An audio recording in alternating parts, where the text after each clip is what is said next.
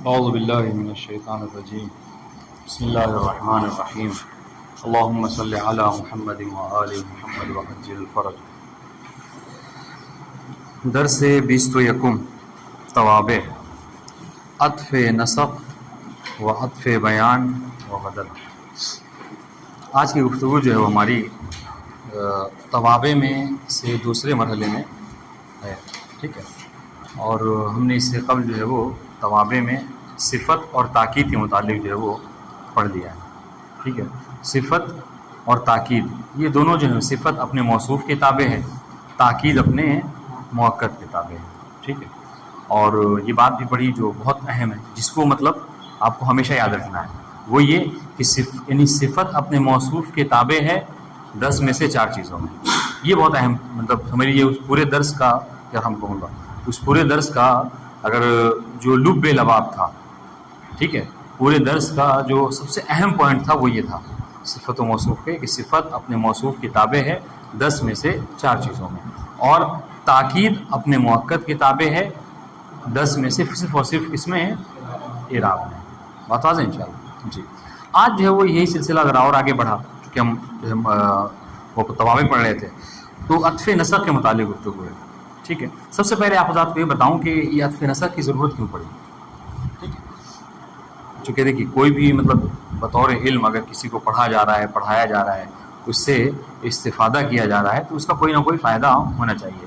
ہم نے تاکید کے متعلق آپ کو بتایا تھا، ٹھیک ہے، کہ اگر کوئی اہم پوائنٹ ذکر کرنا ہوتا ہے تو اس کے لیے تاکید کو استعمال کیا جاتا ہے۔ سامنے والے کے شک و شبہے کو دور کرنا ہوتا ہے، تاکید کو استعمال کیا جاتا ہے۔ اس طریقے سے عطف نسق کی کیا ضرورت پڑی، اس کو سمجھانے کے لیے ہم نے ایک مثال لکھی ہے آپ کی خدمت میں، ٹھیک ہے۔ مثال کے طور پر اگر ہمیں یہ بتانا ہے، ٹھیک ہے، کہ یہ شخصیات آئی ہیں، ٹھیک ہے، سعید، بکر، علی، یہ آئی ہے، تو اس کا 2 طریقہ ہے۔ ایک طریقہ یہ ہے کہ ہم ہر ایک کے ساتھ کیا کہیں، جاء سعید، جاء بکر، جاء علی، یہ ایک طریقہ ہے، سمجھ رہے ہیں؟ جاء، اچھا یہ رضا عباس، جاء سعید جاء بکر، یہ جاء بکر اس کے لیے تاکید ہے کہ نہیں ہے؟ ہے۔ اس کو تاکید کی کون سی قسم کہیں گے اگر یہ تاکید ہے تو؟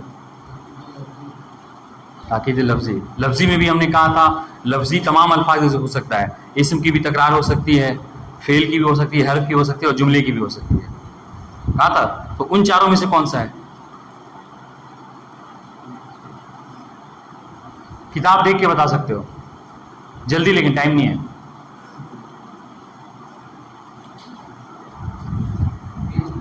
ہاں روہن غازی، کیا ہے یہ تاکید؟ کیوں؟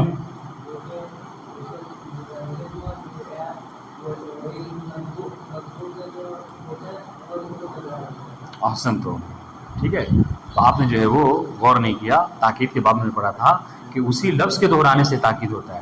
یہاں پر ٹھیک ہے، جاء سعید جاء بکر، لفظ دیکھنے میں ایک جیسا لگ رہا ہے، لیکن پہلے والے میں جاء سعید کہا جا رہا ہے اور دوسرے میں جاء بکر، 2 الگ الگ لوگ ہیں، لہٰذا یہ تاکید نہیں ہے۔ غور سے بہرحال یہاں پر توجہ کی ضرورت ہے، ٹھیک ہے۔ تو میں سمجھانا چاہ رہا تھا کہ عطف نسق کی ضرورت کیا ہے، ٹھیک ہے۔ سب سے پہلے آپ یہ سمجھیے عطف نسق کہتے کسے ہیں، ہے نا؟ عطف نسق کیا ہے؟ نسق کہتے ہیں عربی میں نظم کو، کسی چیز کو ترتیب منظم طور پہ، بات ہے انشاءاللہ۔ کیا کہہ رہے ہیں؟ کہہ رہے ہیں کہ عطف نسق یہ ہے کہ تابع اور متبوع کے درمیان میں، ٹھیک ہے، نظم و ترتیب کا خیال رکھا جائے، ٹھیک ہے، نظم و ترتیب کو وجود میں لایا جائے۔ کس طریقے سے؟ کسی حرف عطف میں سے کسی ایک حرف کے ذریعے سے، جو حروف وہ ہیں عطف ہیں، فا ثم واو، ان میں سے کسی ایک کے وسیلے سے کیا کرنا، تابع اور متبوع کے درمیان میں رابطہ پیدا کرنا۔ پھر سے دہراتا ہوں، عطف کسے کہتے ہیں یا عطف نسق کسے کہتے ہیں؟ عام طور سے اگر آپ وہ کیجیے نا تو عطف بولا جاتا ہے، حالانکہ نام اس کا ہے عطف نسق، ٹھیک ہے۔ تو کیا کہا جاتا ہے؟ کہ تابع اور متبوع کے درمیان میں ارتباط پیدا کرنا، لیکن بلا وسیلہ نہیں، بوسیلہ حرف عطف، یعنی حرف عطف، اگر اس کو سلیس اردو میں کہیں تو یہ کہہ سکتے ہیں حرف عطف کے ذریعے سے تابع اور متبوع کے درمیان میں رابطہ پیدا کرنا، ٹھیک ہے، واضح ہے؟ کوئی مشکل ہے؟ اب अब देखिए, तो मैं आपको समझा रहा था कि इसकी ज़रूरत क्या है। तो कह रहे हैं कि अगर आपको इन तीनों के ऊपर कहना है, ये तीनों आए हैं, ठीक है, तो आपको क्या कहना होगा, बिन अगर अत्फ़े असक़ समझ लीजिए अरबी में हमारे पास ना होता तो हमको क्या कहना होता, जा सईदुन, जा बकरुन, जा अलीउन। मतलब क्या है, समझ लीजिए कि ये जा बार बार इसको जो है हमें जुमले में लाना पड़ता, ठीक है। इससे क्या होता, इससे ये होता कि बजाय, अब ये तो एक मिसाल है, समझ रहे हैं, अगर समझ लीजिए पूरे अगर आप एक किताब लिखना चाह रहे हैं तो बजाय इसके कि वो 500 सफ़े की किताब हो, वो 2000 सफ़े की किताब हो जाएगी, क्योंकि वो नहीं है, आप मतलब सबको एक साथ इकट्ठा नहीं कर सकते, सबके लिए अलग अलग कहना होगा। लेकिन एक तो तरीका क्या है कि एक दफ़ा आपने कहा जा, ठीक है, जा सईदुन, और उसके बाद वाव के ज़रिए से अर्फ करके वह बकरुन व अलीउन कह दिया आपने। तो इससे क्या हुआ, इससे हुआ कि वो जो हुक्म था जान आने का, देखिएगा, वो जो हुक्म था आने का, जैसे आपने सईद के लिए साबित किया है वैसे बकरो अली के लिए भी साबित किया है, लेकिन यहाँ पर आपको जा कहने की ज़रूरत नहीं पड़ी। बात आ जाए तो देखिए, तो कह रहे कि क्या है, अब ये तारीफ देखिएगा क्या है ये, तो इसको क्या कहते हैं, सईदुन को मातूफ कहते हैं। मातूफ यानी इसम मफूल, जिस पर अत्फ किया जाए, ठीक है, मातूफ जिस पर अत्फ किया जाए, ठीक है। और ये है वाव हरफ अत्फ है। अब ये वाव बदल भी सकता है, ये कभी वाव होता है, कभी सुम्मा है, कभी फा है, और हर एक के बहरहाल यानी खास माना भी होते हैं, समझ रहे हैं। इंशाल्लाह ये यहाँ पे आपको नहीं, बस यहाँ पे सिर्फ वो हरूफ गिनवा देंगे, आगे चल के मेरे ख्याल से अल्फिया में या फिर उससे ऊपर जो है वो ज़रूर आपको मुगनी वगैरह में है उसके बारे में कि सबकी तशरीह बताते हैं कि वाव क्या माना देता है, सुम्मा क्या माना देता है, फा क्या माना देता है। खैर, तो कहने का मकसद क्या है, गौर कीजिएगा कि सईदुल मातूफ है, वाव हरफ अत्फ है, और बकर जो है वो अत्फ हुआ किसके ऊपर, सईदुल के ऊपर। तो यही कहना चाह रहे हैं, अत्फ किसे कहते हैं, अत्फ नसर के अत्फ, ठीक है, आतिफ और मातूफ के दरमियान में हरफे अत्फ के जरिए से, या ताबे व मतबू के दरमियान में, चूंकि ये इसका ताबे हो गया इराब के लिहाज से, तो ये ताबे बकर, ठीक है, ताबे और मतबू के दरमियान में हरफे अत्फ के जरिए से राबिता पैदा करने को अत्फे नसर कहा जाता है। बात वाज़ेह, ठीक। और इसका मकसद अगर इसको बताना चाहे, कोई आपसे पूछे क्या है, तो कहेंगे तक़लीलुल इबारा, ठीक है, अरबी इबारत का कम करना मकसद, यानी आप क्या एक कहावत है अरबी में बोली जाती है, खैरुल कलाम मा क़ल्ला व दल्ला, बेहतरीन गुफ्तगू, बेहतरीन कलाम वो है कि जो कम हो और उसके मतलब ज़्यादा हो।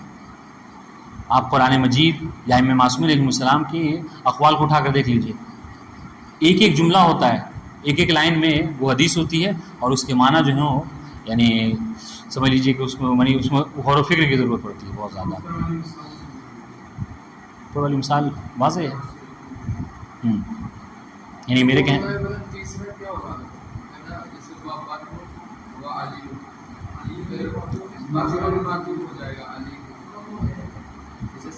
ठीक है, अच्छा सवाल है, समझ गया मैं। अब इसके हवाले से दो नज़रिए आते हैं, चलिए अच्छी बात कही आपने। इसमें देखिएगा, चलिए ये जहाँ फ़िल माज़ी सईदुल फ़ाइल, ठीक है, तरकीब व तरीक़ा, ठीक है, सईदुल फ़ाइल मरफ़ू रफ़ कलाम ज़म्मा, वाव हरफ़ अत्फ़, बकरुन अत्फ़ कहेंगे किसके ऊपर, सईदुन के ऊपर, मरफ़ू और रफ़ कलाम ज़म्मा। बकरुन की तरकीब क्या करेंगे, अत्फ़ बर सईद मरफ़ू रफ़ कलाम ज़म्मा। अब यहाँ इनका सवाल कि ये अलियून, इसको कहाँ पे अत्फ़ करेंगे, इसमें दो नज़रिए आते हैं। बहुत से लोग क्या कहते हैं कि ये अलियून जो है सबसे पहले जो जिक्र होगा, यहाँ तो मैंने 2-3 बातें लिखी ना, कभी कभी आप उलमा वगैरह पढ़िएगा तो बहुत सारी चीज़ें यहाँ है उसको अत्फ़ किया जाता है, समझ रहे हैं। हाँ, तो अब आप क्या करेंगे, तो इसमें दो नज़रिया, बाद तो क्या कहते हैं कि अत्फ़, देखिए अभी शायद इसमें ना आई बात, कहते हैं अत्फ़ जो है वो हमेशा करीब के ऊपर होता है, ठीक है। तो बाद वो कहते हैं कि अलियून बकर के ऊपर अत्फ़ होगा, बकर हुआ है सईद पर अत्फ़ और अलियून है बकर के ऊपर अत्फ़। और बात कहते हैं कि नहीं, मातूफ जो है वो क्या है, सबसे पहला वाला है, ठीक है। तो अगर दोनों को ही कह रहा है तो गलत नहीं है, क्योंकि दो नज़रियात पाए जाते हैं बिना, तो अलियून को सईद पर भी अत्फ़ किया जा सकता है और बकर पर भी अत्फ़ किया जा सकता है। बात वाज़ेह। हाँ, और क्या कह रहे थे आप, कुछ कह रहे थे आप, कह रहे थे पहला मिसाल वाज़ेह करना है। मिसाल हुई जैसे जा सईदुन, जा यानी हमको अगर ये लफ्ज़ बोलना है, सईद बकर और अली ये 3 लोग आए हैं, हमें बोलना है, तो हमें क्या करना होगा, हर एक के लिए बोलना होगा अलग से, जा सईदुन, जा बकरुन, जा अली।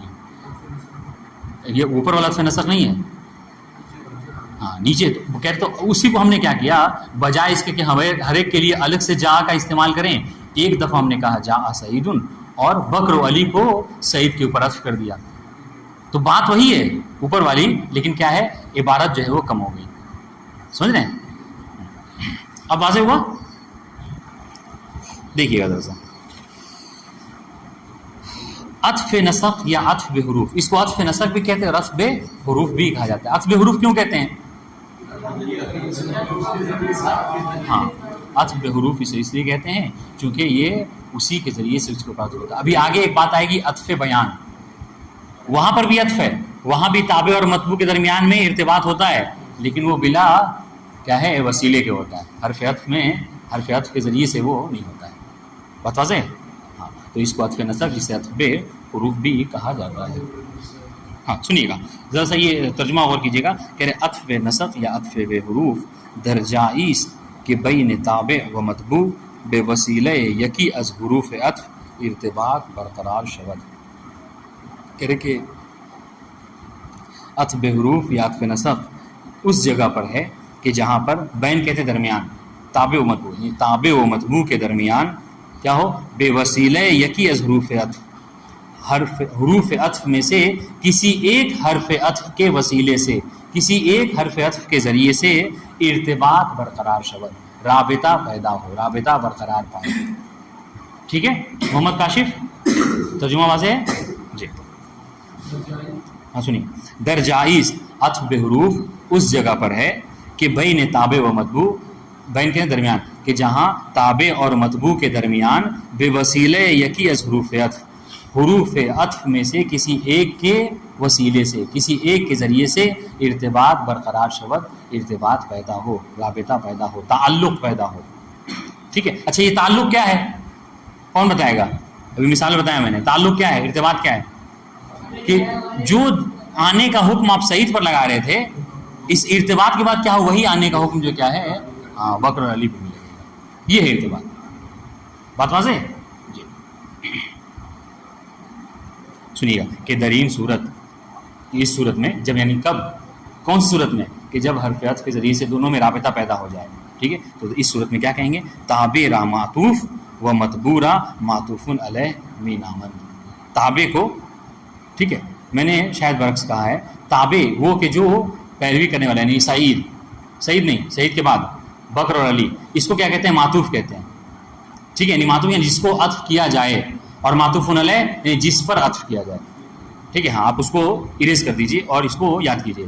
کیا ہے کہ اس صورت میں تابع کو معطوف اور مطبوع کو معطوف علیہ کہا جاتا ہے. معطوف علیہ یعنی جس پر عطف کیا جائے. جی تابع کو معطوف. تابع در این عطف فقط در اعراب از کلمہ پیش تبعیت میں کنند. یہ دیکھیے بہت اہم پوائنٹ. ٹھیک ہے. یہ بھی یعنی عطف کا سب سے اہم پوائنٹ ہے. وہ کیا ہے؟ وہ یہ ہے کہ تابع اپنے معطوف علیہ کا یا اپنے مطبوع کا، ٹھیک ہے، عطف کے باب میں یعنی عطف نسق کے باب میں صرف اور صرف اعراب میں کیا کرے گا؟ تبعیت. کیسے؟ یعنی یہ کس طرح ہوا تھا؟ اس کا حکم بالکل تاکید کی طرح ہو گیا. بتا دیں انشاءاللہ. ہاں جی جی. تابع در این عطف فقط در اعراب از کلمہ پیش طبیعت میں کنت، فقط اعراب میں اپنے پہلے والے کلمے کی طبیعت کرے گا. غور کیجئے. جاء سعید و علی. جاء سعید میں جاء تو آپ کو واضح فعل ماضی مرفوع، سعید فاعل مرفوع رفع کے علامہ ضمہ، معطوف علیہ واو حرف عطف، اور علی معطوف. ٹھیک ہے. اب آئیے جو مطلب تعریف میں جس کی بات ہوئی وہ یہ کہ وہ کیا کہ حروف عطف کے وسیلے سے، حروف عطف کے ذریعے سے کیا ہوتا ہے؟ ارتباط پیدا ہوتا ہے. اب آئیے وہ حروف عطف کون سے ہیں؟ تو کہہ رہے حروف عطف 9 حرف ہیں. ٹھیک ہے. حروف عطف کتنے ہیں؟ 9. واو، ٹھیک ہے، جو عربی جس کا معنی ہم اردو میں اور کے معنی میں کرتے ہیں، ہے نا. ابھی آپ اسی کے جملے کا ترجمہ اگر کرنا چاہیں کیا کریں گے؟ سعید اور علی اور بکر آیا. فا یہ پس کے معنی میں آتا ہے. ٹھیک ہے. ہاں. سما سپس کے معنی میں آتا ہے، اس کے بعد کے معنی میں آتا ہے. دیکھیے فا، ہاں فا اور سما دونوں ہی سمجھ لیجئے بعد کے معنی میں آتے ہیں. ٹھیک ہے. مگر فرق آپ غور کیجئے کہ سما کیا ہے؟ یہ تھوڑا تراخی کے معنی میں آتا ہے. تراخی یعنی تھوڑا سا دیر کے بعد. ٹھیک ہے، یعنی ترتیب کے ساتھ سمجھ لیجیے آپ، سمجھیں؟ اور فا جو ہے کیا ہے، یہ بھی بعد کے معنی میں آتا ہے، ٹھیک ہے، لیکن یہ کیا ہے، یعنی فوراً آ جاتا ہے، جلدی، ٹھیک ہے. آپ مثال کے طور پر انا خلقنا الانسان فی احسن تقویم ثم رددناہ اسفل سافلین، ٹھیک ہے. انا خلقنا الانسان فی احسن تقویم ثم رددناہ اسفل سافلین. یہاں پہ یہ سمجھ کیا ہے، یعنی ہم نے انسان کو بہترین پیرائے میں خلق کیا، پھر اس کو یعنی کیا ہے پستی کے منازل میں ہم نے دھکیل دیا. لیکن یہ کیا ہے، یہ بہت بعد کی بات ہوا، یعنی ترتیب کے ساتھ ہوا اور اس کے مطلب تراخی کے ساتھ، تھوڑا مدت لگی اس میں. جی انا خلقنا الانسان فی احسن تقویم ثم رددناہ، ہاں نہیں، یہ فعل کے اوپر ہوگا، ہاں خلقنا اور رددنا، ہاں ہوتا ہے، جملہ جملے کے اوپر ہوتا ہے، فعل کے اوپر ہوتا ہے. نہیں، یہاں پہ کہہ رہے ہیں ہم نے خلق کیا اور پھر ہم نے جو کیا اس کو یعنی وہ کر دیا، یعنی پستی کی طرف دھکیل دیا. غور کیجیے، خیر دیکھیے گا. تو یہ کہہ رہے ہیں واؤ اور کے معنی میں آتا ہے، فا بعد کے معنی میں، پس کے معنی میں آتا ہے، سما سپس کے معنی میں آتا ہے. بس میں نے فرق کیا کہ فا کے بعد جو آتا ہے وہ دیر ہوتی ہے لیکن بہت جلدی ہو جاتی ہے، ٹھیک ہے. اور سپس اس کے بعد سما میں کیا ہے، تھوڑا سا مدت ہوتی ہے. حتیٰ تاکہ کے معنی میں، او یا کے معنی میں آتا ہے، ٹھیک ہے.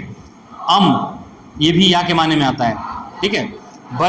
بلکہ کے معنی میں، لا نہیں کے معنی میں آتا ہے، ٹھیک ہے. لیکن کے معنی میں بات ان شاء اللہ. تو یہ 9 حروف ہیں کہ جن کے ذریعے سے بہرحال یہ وہ اس کا کہتے ہیں، کیا کہتے ہیں، یہ موقع کے حوالے سے ہے کہ کہاں پر کون سا لفظ استعمال کرنا ہے، یہ متکلم کے اوپر ہے کہ کیسے وہ عطف کرنا ہے، اپنی ضرورت کے حساب سے وہ استعمال کرنا ہے. غور کیجیے گا کہ جاء سعید ثم علی، ٹھیک ہے. جاء سعید ثم علی، سعید آیا پھر علی آیا. اس کا مطلب کیا ہے، دیکھیے گا اس کا مطلب کیا ہے. اس کا مطلب یہ ہے کہ سعید اور علی دونوں آئے ہیں لیکن ایک ساتھ نہیں آئے. اور دیکھیے فرق سمجھیے گا. اگر ہم یہ کہتے ہیں جاء سعید و علی، جاء سعید، جو غور کرے گا وہی بات کو سمجھے گا. جاء سعید و علی، اگر ہم یہ جملہ کہتے ہیں تو اس میں یہ بات بھی پائی جاتی ہے کہ سعید اور علی دونوں ایک ساتھ آ گئے، یعنی ایک ساتھ کمرے میں داخل ہو گئے، ٹھیک ہے. لیکن اگر ہم یہ کہتے ہیں جاء سعید ثم علی، تو اس کا مطلب کیا ہے، پھر اگر کوئی یہ کہہ کر یہ کہنا چاہ رہا ہے کہ دونوں ایک ساتھ تو غلط ہے. ثم کا مطلب کیا ہے کہ پہلے سعید آیا اس کے بعد علی آیا. بات واضح ہے. ما جاء سعید بل علی، ٹھیک ہے. سعید نہیں آیا بلکہ علی ہے. یہاں پر کیا مطلب ہے، یہاں پر یعنی آنے کا حکم جو کس کے لیے ہے، علی. ٹھیک. نقطے اس پہ غور کیجیے گا. عطف نصب برسے قسم، عطف نصب کی 3 قسمیں ہیں. کہاں پہ یہ نہیں پڑھا ہم نے، اردو تو نہیں دہرا رہے آپ. ہاں، عطف نصب برسے قسمت، عطف نصب کی 3 قسمیں ہیں. عطف اسم بر اسم، غور کیجیے گا. اسم کو عطف کرنا کس کے اوپر، اسم کے اوپر. کبھی کبھی ایسا ہوتا ہے آپ جملہ بولیں گے اور اس میں کیا ہے، ایک اسم کو دوسرے اسم پر آپ عطف کر رہے ہیں. جس سے اس کی مثال دیکھ لیجیے، انہوں نے دی ہے ادرس الصرف او النحو، ٹھیک ہے. اصل میں وہ جملہ کیا تھا، ادرس الصرف، ٹھیک ہے، ادرس النحو، سمجھ رہے ہیں. یا یہاں پہ جو ہم نے کہا تھا جاء سعید و جاء بکر، الگ الگ بات تھی، لیکن ہم نے کیا کہا، لیکن آپ نے کیا کیا، دوسرے والے جاء کو حذف کر کے، ٹھیک ہے، جاء سعید و بکر کر دیا. تو یہ کون سی قسم میں سے ہے، عطف اسم بر اسم ہے، یعنی آپ نے بکر کو سعید کے اوپر عطف کیا ہے. بات بات ہے یہاں پر، جسے یہاں پر کہہ رہے ہیں کہ پڑھو کس کو، صرف کو یا نحو کو. بات واضح ہے. تو یہاں پر کیا ہے، محل شاہد کیا ہے اس مثال میں. اب اگر امتحان میں آپ کو یہ مثال دیجیے پوچھا جائے محل شاہد کیا ہے، کیا کہیں گے، ہاں کہ نحو کو عطف کیا گیا ہے حرف عطف او کے ذریعے سے صرف کے اوپر. اور یہ کس کی مثال بنے گی، عطف اسم بر اسم. دوسری مثال، دوسری قسم، عطف فعل بر فعل، فعل کو عطف کرنا کس کے اوپر؟ فعل کے اوپر. دیکھیے کیسے، لنحیی بہ بلدۃ میتا ونسقیہ. محل شاہد کیا ہے؟ محل شاہد یہ ہے ہم نے یہاں پر نسقیہ، یہ فعل عطف ہوا ہے کس کے اوپر؟ نحیی کے اوپر. واضح انشاءاللہ جی. اچھا یہاں پر ایک قرینہ بھی موجود ہے، کون بتائے گا؟ جی انے کیا ہے مقدرہ، مطلب کیسے سمجھے؟ بس میرے کہنے ہوتا ہے جس سے کیسے سمجھے کہ آپ یہاں پر نسقیہ نحیہ کے اوپر عطف ہے.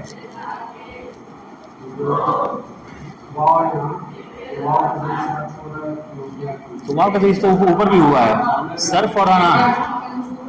احسن، تو یہ وجہ ہے کہ آپ دیکھیے یہاں پر کیا ہے، نسقیہ. سنیے اور ادھر دیکھیے، نسقیہ منصوب ہے جبکہ نسقیہ سے پہلے کوئی ایسا عامل نہیں کہ جس نے اس کو منصوب کیا ہو. واو تو حرف عطف ہے، حرف عطف عمل نہیں کرتا. غور کر رہے ہیں؟ نسقیہ منصوب ہے جبکہ اس سے پہلے کوئی عامل نصب موجود نہیں ہے. اب جب ہم نے جملے میں دیکھا کہ وہاں پر لام کے بعد ان مقدر ذریعے سے وہ ہم نے پڑھا ہے، لام کے بعد انسقیہ وہ عفوا لام کے بعد نحیہ منصوب ہوا ہے، چنانچہ اسے یہ قرینہ ہے کہ نسقیہ نحیہ کے اوپر کیا ہے، عطف ہوا ہے اور منصوب ہے. بات واضح ہے؟ ٹھیک، اچھی بات ہے. تو یہ دوسری مثال ہے عطف فعل پر فعل.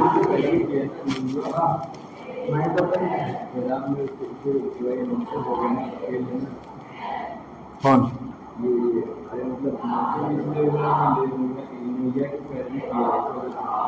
یہی تو ہم بھی کہہ رہے ہیں.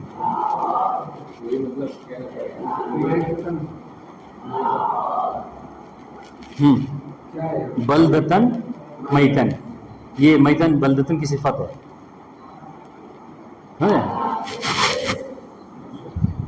دیکھیے گا عطف جملے پر جملے، یہ تیسری قسم ہے. کہ کبھی کبھی ایسا ہوتا ہے کہ نہیں، ہاں اسم اور فعل نہیں بلکہ پورا جملہ پچھلے والے جملے کے اوپر حرف عطف کے ذریعے سے عطف ہو جاتا ہے. مثال ایاک نعبد و ایاک نستعین. ٹھیک ہے، ہاں یہ جو ایاک نستعین ہے واو کے ذریعے سے عطف ہوا ایاک نعبد کے اوپر. واضح انشاءاللہ؟ ٹھیک. اب آئیے عطف بیان. اگر آپ کا عطف نسق واضح ہے تو عطف بیان بھی بہت آسانی سے بات سمجھ میں آ جائے گا. عطف بیان کیا ہے؟ کہہ رہے کہ تعریف بہت آسان سی تعریف ہے.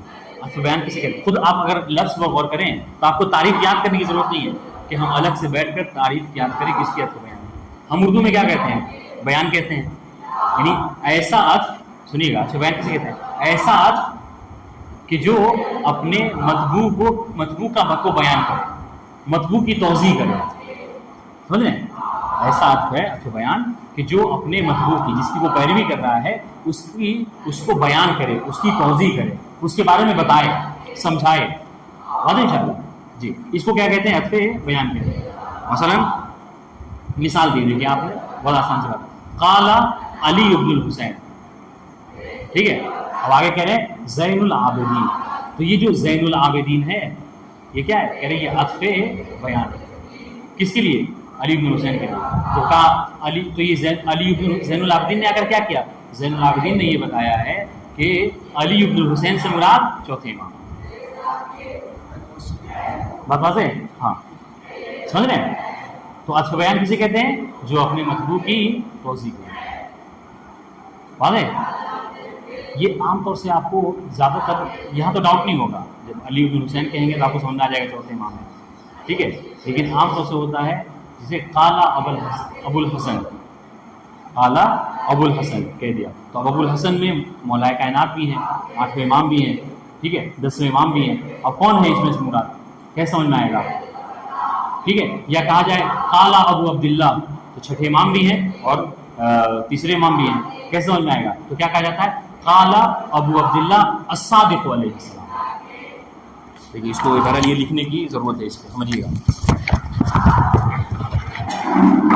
ہم مثال جیسا یہ بدل دیتے ہیں. ٹھیک ہے، جو مثال کتاب کی اس کو نہیں دیکھیں تاکہ بات آپ کو سمجھ میں آئے. دیکھیے آپ کہتے ہیں قال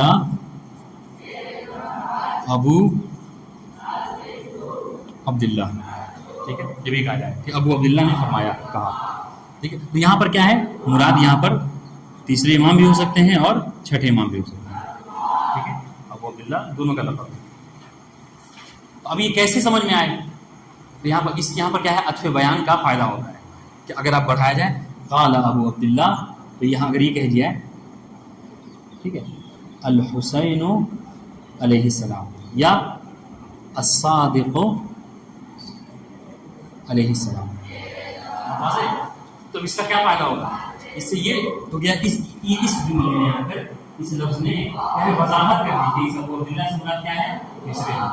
اب کوئی چھٹا امام نہ سمجھے، اس لفظ نے یہاں پر وضاحت کر دی کہ یہاں پر ابو عبداللہ سے مراد کیا ہے. بات واضح ہے؟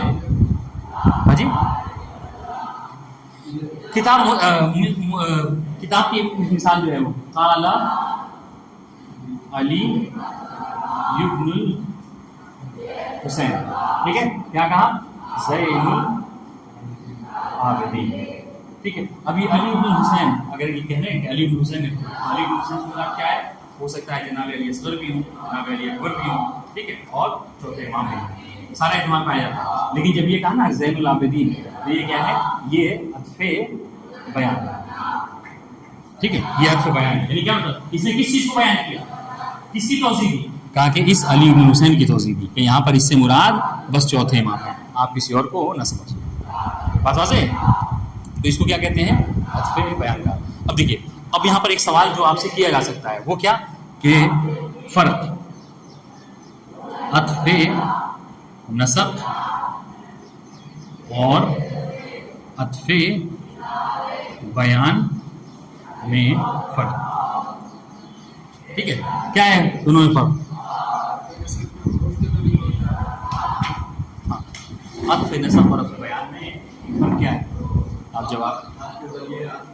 ہاں، تم نے کہا کہ وہاں پر بوسیلہ حرف ہے اور یہاں پر جو کیا ہے بوسیلہ حرف جو ہے وہ نہیں ہے.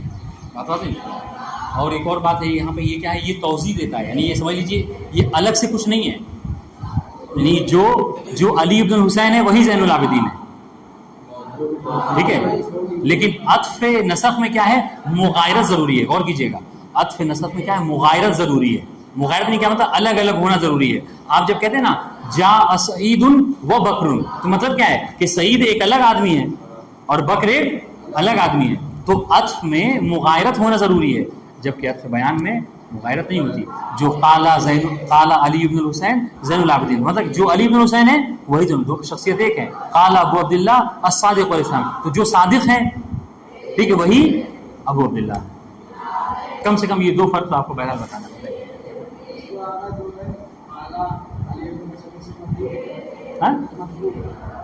کسے؟ ہاں علی بن حسین کہیں گے مطلوب تابع.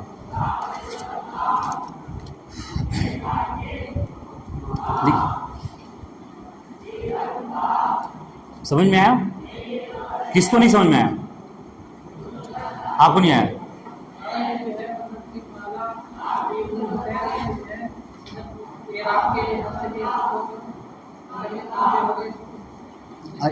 علی ابن حسین وہ نہیں ہے تابع، وہ زین العابدین تابع ہے.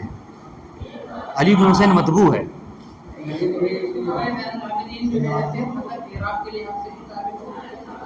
ہاں بالکل بالکل. میں تو یہ اصل تو ابھی یہی بتانا ہی ہے کہ آپ دیکھیے آپ کیا کہیں گے. مثال طور پر دیکھیے نا قال ابو عبداللہ علیہ السلام، ٹھیک ہے، ابو عبداللہ الصادق علیہ السلام. تو یہ جو الصادق مرفوع ہے یہ کیوں ہوا ہے مرفوع؟ اچھا بیان نہیں کیا چونکہ ابو عبداللہ کیا ہے مرفوع ہے. ٹھیک ہے، یہ اپنی مثال میں آئیے قال علی ابن الحسین، تو علیو جو کیا ہے مرفوع ہے، رفع فاعل ہے. ٹھیک ہے، اب آگے جو زین العابدین یہ کیوں مرفوع ہے؟ چونکہ عطف بیان ہے اور وہ اعراب میں اس کا تابع ہے.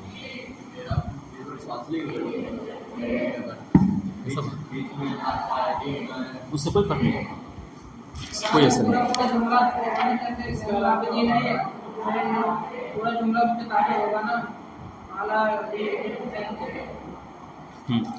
علی زین العابدین علی بن حسین کا تابع ہے. ابھی بورڈ پہ سمجھایا نہیں، سمجھ میں آیا آپ کو؟ ہاں، زین العابدین علی بن حسین کا تابع ہے. نہیں تابع نہیں کیا مطلب؟ یعنی اعراب میں تبعیت کر رہا ہے، یعنی جو علی بن الحسین کا اعراب ہے. اصل میں دیکھیے تو اعراب کا طریقہ، اعراب کیا کہیں گے آپ؟ اعراب تو یہ نہ کریں گے کہ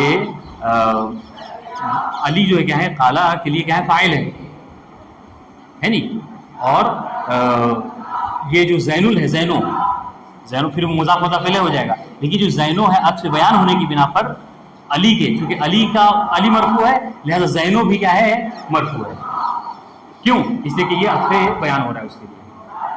بات واضح ہے؟ تو آپ اس زین العابدین کے اعراب میں کیا کہیں گے؟ مضاف مضاف الیہ ایک الگ سی بات ہے، لیکن زینو جو مرفوع ہوا ہے اس کی وجہ کیا ہے؟ کیونکہ یہ عطف بیان ہے علی ابن حسین، اور علی ابن حسین مرفوع ہے لہذا زین العابدین بھی مرفوع ہے. بات واضح ہے؟ نہیں واضح؟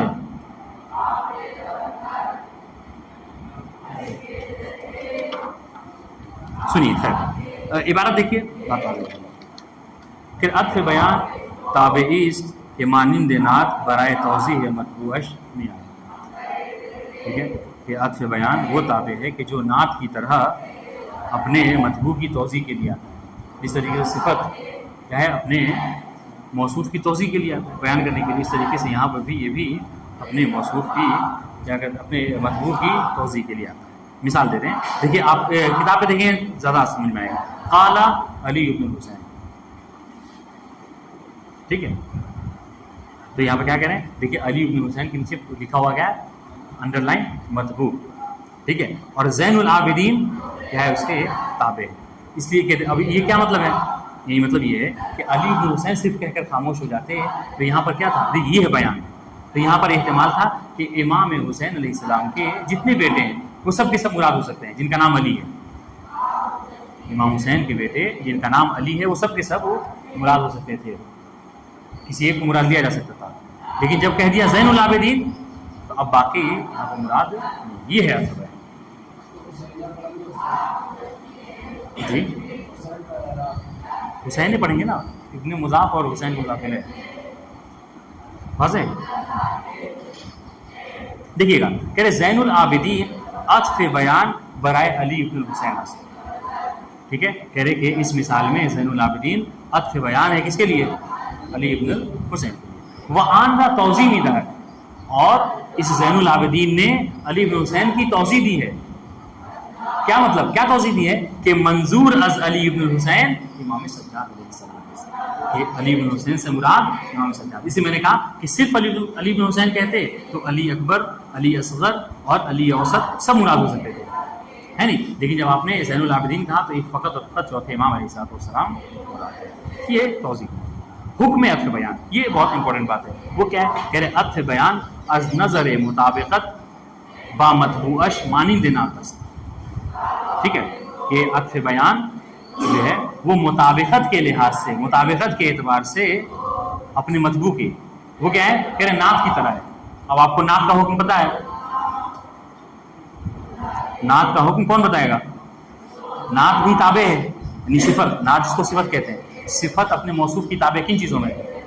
رضا عباس 10 میں سے 4 چیزوں میں. کون کون سی 4 چیزیں؟ یہ 4 ہیں. مذکر مؤنث 2، معرفہ نکرہ 4.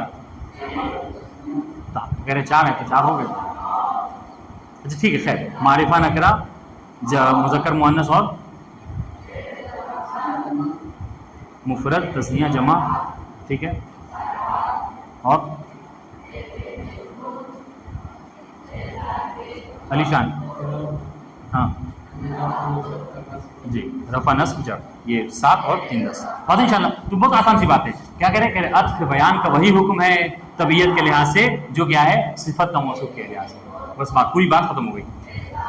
ٹھیک ہے، تو جس طریقے سے صفت اپنے موصوف کی 10 میں سے 4 چیزوں میں تابع ہے، یہ بھی کیا ہے؟ اب عطف بیان ٹھیک ہے اپنے مطبوع کا 10 میں سے 4 چیزوں میں تابع اس کے مطابق ہوتا ہے، یعنی اس کے مخالف نہیں ہوتا. دیکھیے عطف بیان از نظر مطابقت، یعنی عطف بیان مطابقت کے لحاظ سے با مطبوعش اپنے مطبوع کے. ٹھیک ہے، مانند نعت. یہ مطبوعش کا مطلب کیا ہے سمجھ رہے ہیں؟ ہاں، یہ اگر آپ نے فارسی پڑھا تو ہوگا اس کے مطبوع.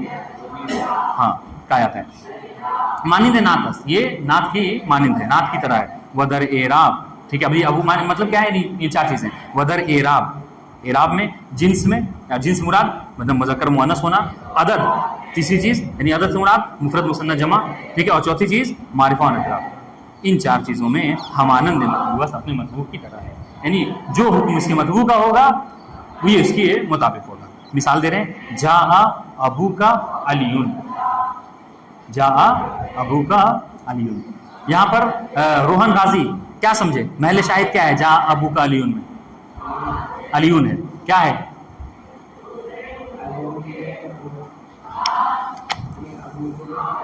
हाँ जोर से जोर से,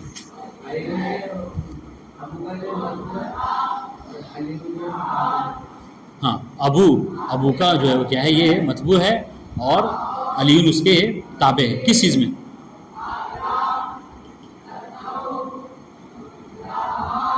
देखिएगा अत्फ़, गौर कीजिएगा, अत्फ़ बयान में एक बहुत अहम पॉइंट बता रहा हूँ, अत्फ़ बयान में हमेशा ताबे और मतबू एक ही शख्सियत होती है। अत्फ़ बयान में ताबे और मतबू हमेशा एक ही शख्सियत, मुगायरत नहीं होती दोनों, यानी जो अब है, ठीक है, वही क्या है, अली है, गोया के बाप का नाम ही क्या है, अली है। अब अबू का था ना, जा अबू ज़ैदिन अलीयुन कह लीजिए मसलन, समझ रहे हैं, जा अबू ज़ैदिन अलीयुन, तो मतलब क्या है, यानी गोया कि ज़ैद के बाप का नाम अली है, बात इंशाल्लाह, ज़ैद के बाप का नाम अली है, ठीक है।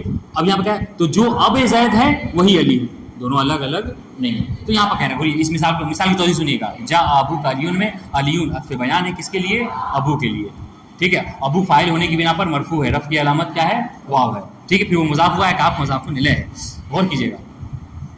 अब यहाँ पे क्या है, कह रहे अलीयुन ने अबू की क्या है, पैरवी की है, तबीयत की है, किस चीज़ में, कह रहे कि चारों चीज़ों में, एराब में भी, एराब में होने का क्या मतलब, इस तरीके से अबू मरफू है, ये भी मरफू है, ठीक है, मुफरद है, ये भी मुफरद है, मुज़क्कर है, ये भी, और वो क्या है, मारिफा है, ये भी मारिफा है।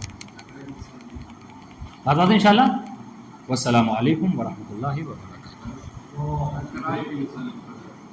किस मिसाल